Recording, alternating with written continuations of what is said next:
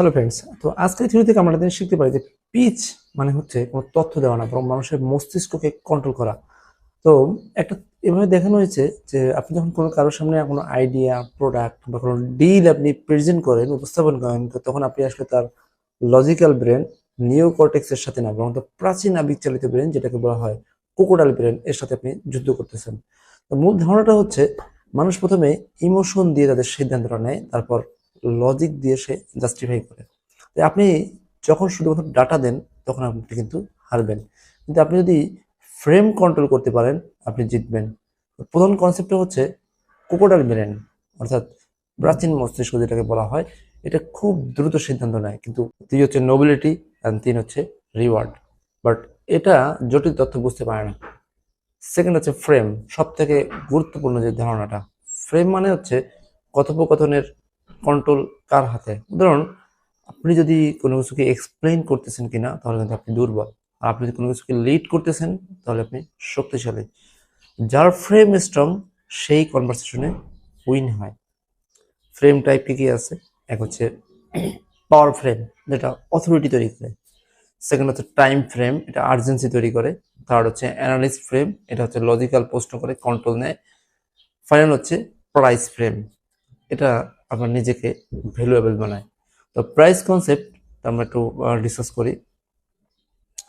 Price কনসেপ্টটা যেমন, আমি তোমার কাছে তেমন কিছু চাই না, বাট তুমি আমাকে পাওয়ার যোগ্য কিনা আমি সেটা দেখছি। এই মাইন্ডসেটটা আপনার পুরো গেমটা বদলে দেয়। তো আমরা এবার একটু ফার্স্ট চ্যাপ্টারে আসি আমাদের এই থিওরিটার। এবার হচ্ছে দ্য মেথড নিয়ে আমরা আলোচনা করবো। তো এই মেথডটা হচ্ছে আমাদের পুরো এই ধারণাটার ভিত্তি। অর্থাৎ আপনি যখন কোনো কিছু পিচ দেন বা কোনো বক্তব্য দিয়ে কোনো কিছু উপস্থাপন করেন, এটা আসলে কোনো কিছু আসলে এক্সপ্লেন না, জাস্ট এক্সপ্লেন এটা না। এটা হচ্ছে আপনি ইমোশন এবং অ্যাটেনশন, মানে এটা কন্ট্রোল করাটাও হচ্ছে আপনার পিচের অংশ। তাই একজন বিখ্যাত একজন ব্যক্তি তার অভিজ্ঞতা থেকে বলছেন যে তিনি কিভাবে কোটি টাকার ডিল করছেন শুধুমাত্র প্রেজেন্টেশন না, সাইকোলজি ব্যবহার করে। তো সমস্যা হচ্ছে মানুষ ভাবে কোনো কিছু প্রেজেন্ট বা পিচ হচ্ছে বলে বেশি তথ্য দেওয়া। আসলে না, সমাধান হচ্ছে পিচ মানে হলো strong frame plus emotion control. Then next চ্যাপ্টারে আমরা ফ্রেম কন্ট্রোল নিয়ে আলোচনা করবো। ফ্রেম কন্ট্রোলের মধ্যে সবচেয়ে গুরুত্বপূর্ণ স্কিলটা শেখানো হয় এই ফ্রেম কন্ট্রোলের মধ্যে। তো এখানে আপনার আমাদের থিঙ্কিংটা থাকে যে every social interaction frame battle, প্রত্যেকটা। তো আপনি কিভাবে জিতবেন? অন ফার্স্ট আপনাকে অন্যের ফ্রেম ক্রিয়েট করতে হবে, সেকেন্ড ফ্রেম ইম্পোজ করতে হবে। উদাহরণ, একজন ইনভেস্টর বললো কি আপনাকে সেন্ড মি ডিটেলস, এখানে আপনার দুর্বল উত্তর হবে শিওর স্যার, আর স্ট্রং রেসপন্স হবে লেস। আমি আগে প্রথমে দেখি যে আসলে আপনার ইনভেস্টমেন্টটা আমাদের সাথে ফিট কিনা, আপনি কিন্তু ফ্রেম শিফট করে ফেললেন। দেন স্ট্যাটাস অ্যালাইনমেন্টে আসতে হবে আমাদের। এখানে আপনি যদি লো স্ট্যাটাস দেখান, আপনি কিন্তু ইগনোর হবেন। হাই স্ট্যাটাস আপনি যদি দেখাতে পারেন, মানুষ আপনাকে ফলো করবে। তো তিন ধরনের স্ট্যাটাস থাকে। এক নম্বর হচ্ছে বেটা, সাবমিসিভ। সেকেন্ড হচ্ছে আলফা, এটা হচ্ছে অ্যাগ্রেসিভ। থার্ড হচ্ছে ডেল্টা, এটা হচ্ছে কাম অ্যান্ড কনফিডেন্স, এবং এটা হচ্ছে বেস্ট। আইডিয়া হচ্ছে কাম এবং কন্ট্রোল, বাট নট নিডি। দেন আমরা চ্যাপ্টার 4-এ আমরা আলাপ করব পিচ স্ট্রাকচার নিয়ে। এখানে এখানে আমরা একটা পাওয়ারফুল স্ট্রাকচার দেখাবো। তো স্ট্রং পিচ ফর্মুলাটা কি? ইন্ট্রিক কিউরিসিটি, অর্থাৎ আপনার ইন্ট্রিক থাকতে হবে, অর্থাৎ কিউরিসিটি তৈরি করতে হবে প্রথমেই। দেন আপনার আইডিয়াটা একটু বড় থাকতে হবে অবশ্যই। Absolutely simple plus bold concept. Third হচ্ছে স্টোরি, যেটাকে ইমোশনাল কানেক্ট করে এটা থাকতে হবে। ফোর্থ হচ্ছে আপনার অফার, ক্লিয়ার ভ্যালু থাকতে হবে। রোজ হচ্ছে আপনার বেশি এক্সপ্লেন করা যাবে না। আর ফাইনালি কিউরিসিটিটা আপনি অ্যালাইভ রাখতে হবে। দেন নেক্সট চ্যাপ্টারে আমরা আলোচনা করবো দ্য বিগ আইডিয়া নিয়ে। বিগ আইডিয়া কি? আপনার আইডিয়া যদি আপনি 10 সেকেন্ডে এক্সপ্লেন করতে না পারেন, আপনি কিন্তু হারবেন। তো বিগ আইডিয়া হচ্ছে simple, new, easy to understand. Simple, new, easy to understand. আপনার আইডিয়াটাকে 10 সেকেন্ডের মধ্যে উপস্থাপন করতে হবে। দেন চ্যাপ্টার 6 আমরা আলোচনা করবো ইন্ট্রিগ অ্যান্ড টেনশন নিয়ে। মানুষ কিন্তু বোরিং প্রেজেন্টেশন হেট করে, তাই আপনার সাসপেন্স তৈরি করতে হবে। সমস্ত তথ্য একসাথে দেওয়া যাবে না। তো এখানে আমরা যেটা অ্যানালাইজ করেছি, ইনফরমেশনটা হচ্ছে কিল ইন্টারেস্ট। আপনার ইনফরমেশনটা ইন্টারেস্ট কিল করবে। Then story telling. স্টোরি টেলিংটা হচ্ছে facts convince plus stories sell তৈরি করে। সো এখানে গল্প হতে হবে রিলেটেবল, কনফ্লিক্ট থাকতে হবে, ক্লিয়ার রেজলিউশন থাকতে হবে, এবং একটা ভালো piece equal to mini movie.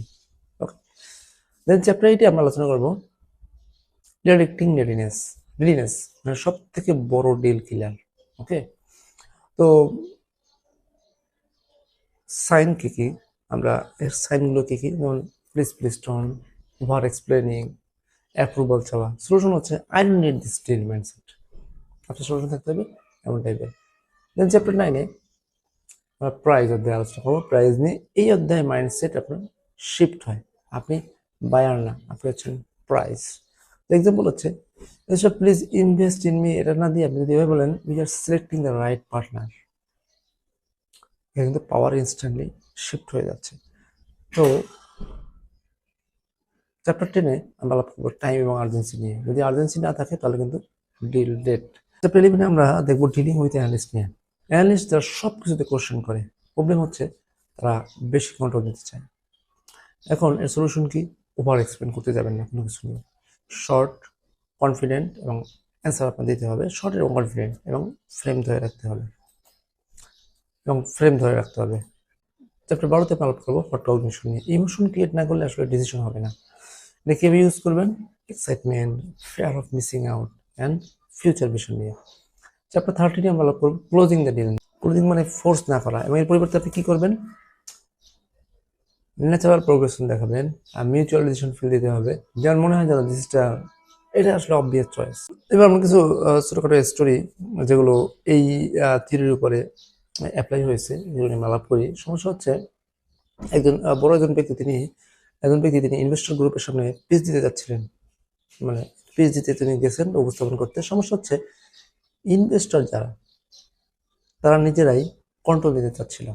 So তিনি কি করলেন, তাদেরকে প্রথমে ইন্টারাপ্ট করেন, সেখানে নিজের পেস সেট করলেন এবং অথরিটি এস্টাবলিশ করলেন। রেজাল্ট হচ্ছে ডিল উইন। আরেকটা স্টোরি বলি, এটা হচ্ছে দ্য অ্যানালিস্ট ট্র্যাপ। একজন ইনভেস্টর বারবার টেকনিক্যাল কোশ্চেন করছিল, সমস্যা হচ্ছিল কনভারসেশন মানে আগাচ্ছিল না, তার ফলে সমস্যা হচ্ছে তখন সে ব্যক্তি শর্ট অ্যান্সার দিয়ে আবার মেন স্টোরিতে ফিরে যায়, অর্থাৎ তিনি তার ফ্রেমটা ধরে রাখলেন। আরেকটা স্টোরি আমি বলবো যেখানে যে ডিল ইনভেস্টর আসলে খুব রিলাক্টেন্ট ছিল, তখন যিনি পিচ দিচ্ছিলেন তিনি তখন বললেন যে maybe this is not fit for you. তো রেজাল্ট হচ্ছে ইনভেস্টর সাডেনলি মানে হঠাৎ করে ইন্টারেস্ট বেশি হয়ে গেলেন, আর আসলে এখানে স্কারসিটি এফেক্টটা কাজ করছে। তো আমি যদি মেইন যে টেক হয়ে আমাদের এই থিওরি থেকে আলাপ করি, সেটা হচ্ছে পিচ হচ্ছে বা প্রেজেন্টেশন হচ্ছে আমার একটা সাইকোলজিক্যাল গেম। এখানে ফ্রেম কন্ট্রোলটাই হচ্ছে আলটিমেট পাওয়ার। ইমোশনটা লজিকের থেকে বেশি থাকতে হবে এবং আপনি মতো প্লাস, অ্যান্ড যত কম ইনফরমেশন দিবেন তত বেশি ইন্টারেস্ট তৈরি হবে।